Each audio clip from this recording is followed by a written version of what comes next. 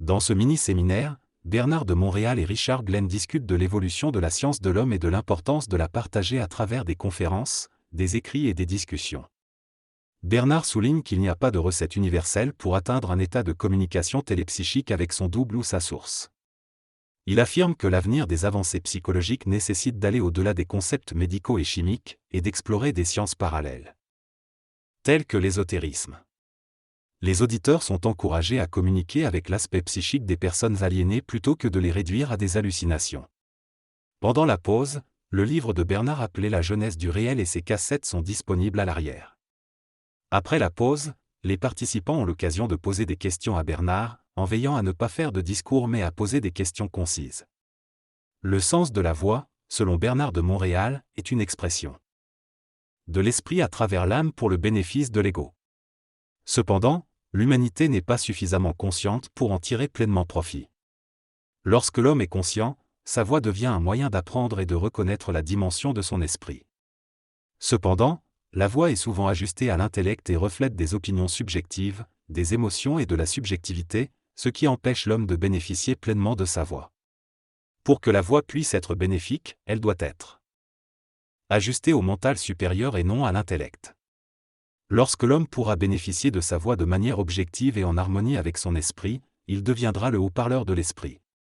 Cependant, il est important de ne pas dire toutes les choses au même moment, car certaines connaissances ne sont pas appropriées pour les masses humaines qui sont influencées par leurs émotions et leur mémoire.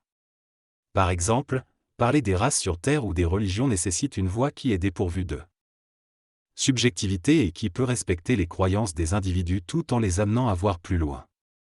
En résumé, la voix a un pouvoir immense, mais elle doit être utilisée de manière objective et non jugeante pour transmettre des connaissances et élever la conscience de l'humanité. La voix prépersonnelle est une voix qui n'est pas l'expression d'un ego trop réfléchissant. Lorsque l'ego s'implique trop dans la valeur psychologique de la forme que la voix utilise pour s'exprimer, la voix perd de sa créativité et devient simplement un mouvement mécanique de la pensée humaine. Pour que la voix soit utile à l'homme et puisse apporter une nouvelle science au monde, elle doit être prépersonnelle, c'est-à-dire non personnelle. Cela signifie que celui qui parle doit entendre ce qu'il dit afin d'apprendre ce que la voix dit aux autres et à lui-même. La fonction de la voix n'est pas simplement d'instruire l'homme dans le savoir ou la connaissance créative, mais d'élever son mental supérieur pour qu'il puisse exprimer créativement ce qu'il sait. La voix elle-même est prépersonnelle et celui qui la parle apprend davantage en parlant. Les hommes d'aujourd'hui ont perdu la voix et ne font que jaser au lieu de parler avec créativité. Ceux qui ont la voix ne peuvent pas s'engager ouvertement en politique, car cela mettrait leur vie en danger. La voix doit être utilisée sur une échelle de vibration plus élevée pour être efficace. Plus l'homme développe la voix, plus il réalise qu'elle est infinie en elle-même. La voix n'a jamais besoin de référent ou de mémoire, elle est créative et se crée instantanément. En apprenant à parler avec créativité, l'homme change automatiquement sa conscience. Il devient de moins en moins préoccupé par ce que la voix dira, car il doit découvrir ce qu'il dit.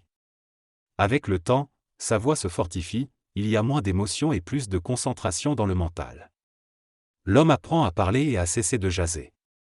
La voix est un instrument puissant qui relie l'être humain à l'esprit. Elle permet à l'homme d'exprimer sa connaissance, sa créativité et son lien spirituel. Lorsque l'homme reconnaît la présence de sa voix en lui, il n'a plus besoin d'étudier pour savoir, car la voix est infinie et englobe toutes les connaissances. Celui qui possède la voix n'a pas besoin de réfléchir à ce qu'il dit, car il est constamment connecté à l'esprit. La voix est liée au mystère de l'esprit à travers la conscience humaine et a le potentiel de changer la science et de créer une nouvelle civilisation. Elle peut également permettre à l'homme de se connecter au monde parallèle. Cependant, il faut utiliser la voix de manière créative et responsable, car elle peut causer des chocs si elle est mal utilisée dans le monde matériel.